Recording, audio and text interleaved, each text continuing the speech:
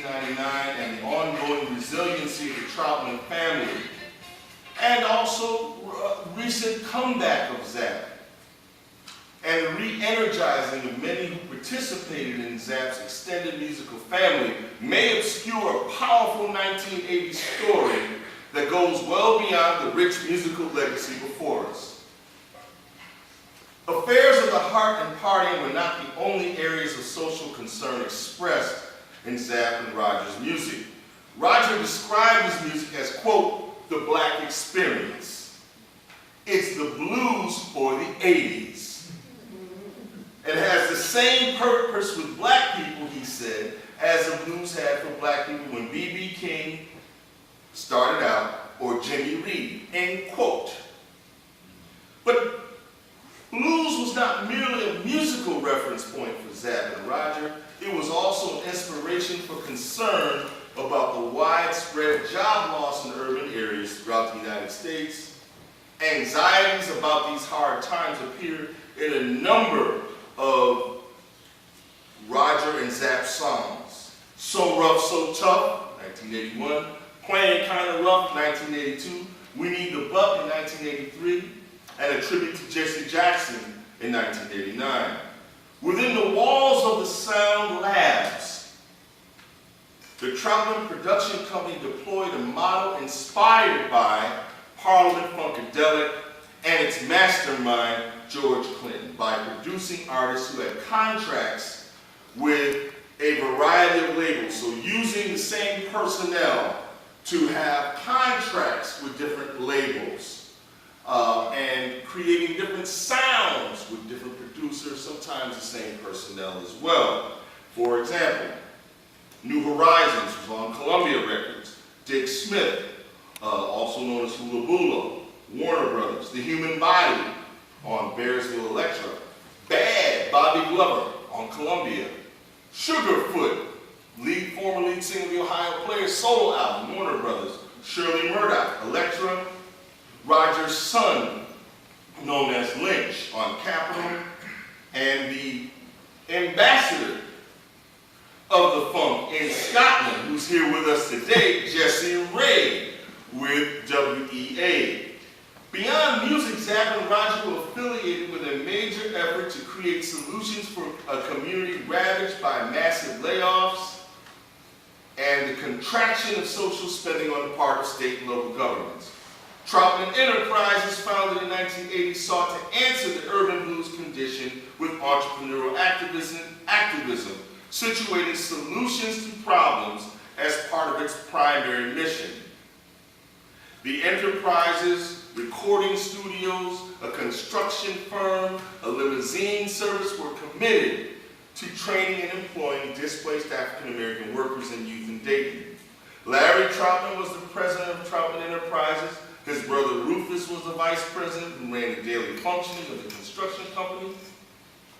Loretta Troutman, Roger's sister, defied gender conventions, working as an electrician for the company.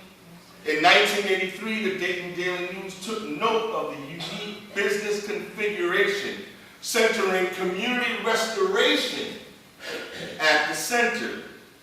The article mused, not too many companies these days are putting up as many houses as Troutman Enterprises, a black building firm. Even fewer companies are taking money out of profitable businesses during an economic recession and a housing depression to build houses with inexperienced labor and sometimes at a loss, end quote.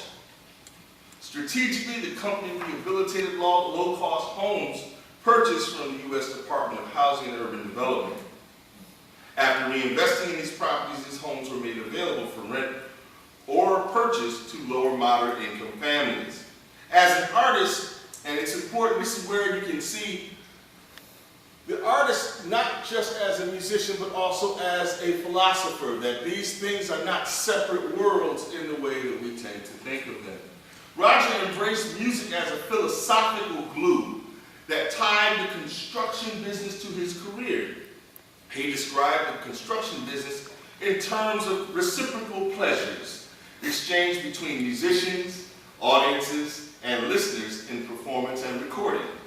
Quote, I noticed when we would do live shows that people would feel good, but they would not only feel good until that night, then we started making records and I noticed people could pick up the record and prolong that feeling a little longer. Unsatisfied by what he saw as a limited capacity of music to produce sustained happiness, Roger regarded community development as a more permanent solution to people's long-term needs. We started doing things in our construction company, getting people into different neighborhoods and refurbishing homes, turning debilitated houses into beautiful ones, and then reinstating those tenants back into that property to see the look on their face and how happy they are. It's the same sensation, but the difference between the records and the shows and doing something for somebody's home is that every time they are always in their home, and the feeling is just almost a lifetime.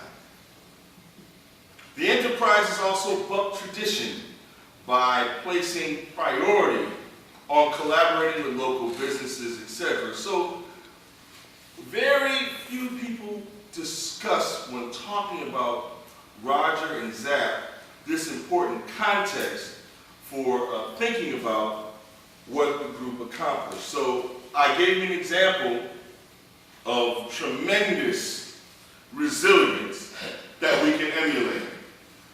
I just gave you another example through the funk of a high level of community service that we can emulate. But now I want to get to something that's one of the most important challenges to funk bands that occurred in the 1980s. And that is enduring the conflicts that come from touring with Rick James and the Stone City Band. Almost all the groups in the 80s, New Edition, I just saw a video of New Edition, had struggles with Rick James. New Edition, they were 15.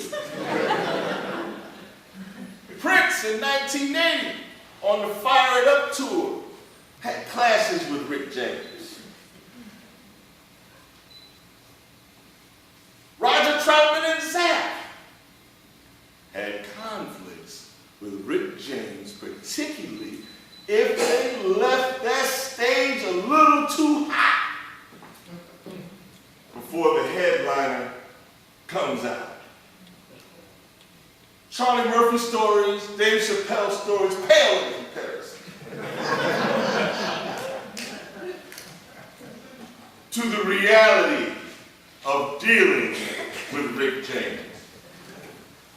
I want to share with you a story of an important group that was able to endure a very trying circumstance with Rick James, that being the group known as Lakeside.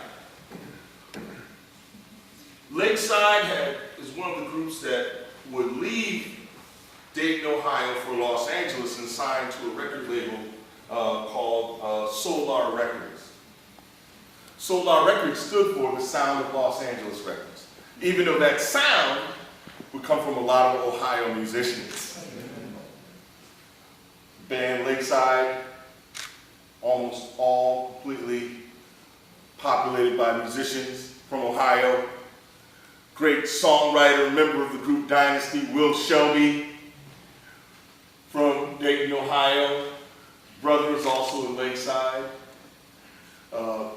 Songwriters from Lakeside would also write for other artists like Steve Shockley, guitarist, really instrumental in that sound. Great songwriter, unsung hero, Dana Myers, Dayton, Ohio. Tremendous songwriter, shaping that sound in collaboration with Los Angeles producer, underrated legend Leon Silvers. So you have this way that sound migrates. So I talk to my students about the migration of sound. If you listen to rather than play it, I think I'm just going to say it, and then that's going to be your homework assignment until we get back next year. Listen to the guitar part on And the Beat Goes On. And then, if your memory takes you there, listen to the guitar part on Billie Jean. I'm just saying. Check it out. Check it out. Now, Lakeside opened up for Rick James on the Budweiser Superfest tour. And Rick James was very upset that Lakeside had the crowd singing Fantastic Voyage and All the Way Live, So Hot. They had flash pots, they had dry ice, they had all these major effects that's supposed to be, from his view, reserved for the headline. So the king of punk funk made a decree. He said, no flash pots, no explosives, no dramatic stuff, and absolutely no touching that piano. That piano was reserved for the Stone City Band.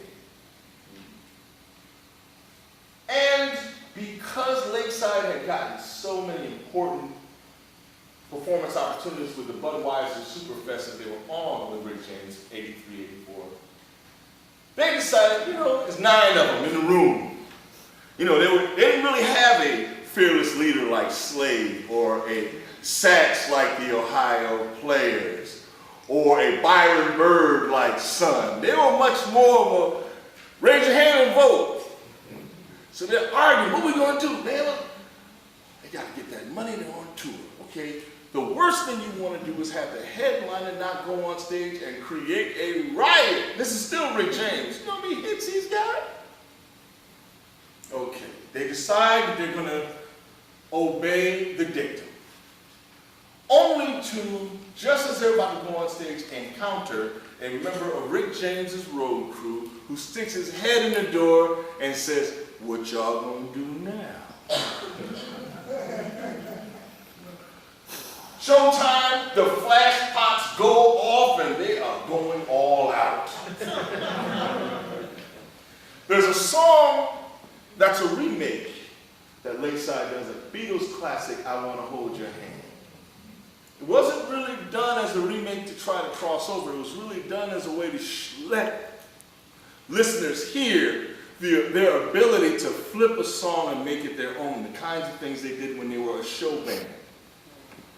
If you listen to I Wanna Hold Your Hand, the first part of that song is the intro on the piano. Norman Beavers.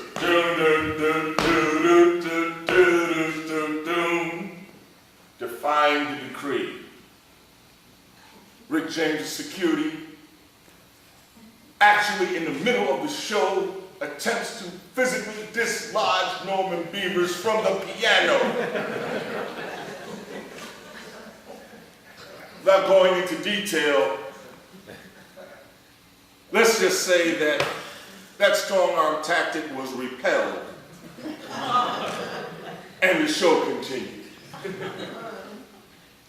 Countless stories like that really epitomize the battle of the band spirit that we talked about earlier, that continued throughout the 1980s, where the stage was where the energy, the creativity, the fearlessness was a terrain to show and prove. That equation was not an equation that any charts can pick up. So to think about this paradigm, I'm not talking about a paradigm, I'm literally talking about, hey brother, can you paradigm? As Prince and George Clinton would say. How do you make something out of nothing and turn it into a model? And that was really the spirit in a time of a very repressive conservatism, that everyday people here in Dayton, in bands that had recording contracts and those that did not, bands that had splinters and those who had stayed together, factions of groups, the trio of writers, like Clarence Willis, Jimmy Diamond Williams, and Billy Beck. You'll find them on the Dayton records. You'll find them on Sugarfoot's album. But there are ways that people struggled in the 80s that is like the funk, as I said earlier, and also like faith. It rests in evidence of things unseen. Thank you. All right.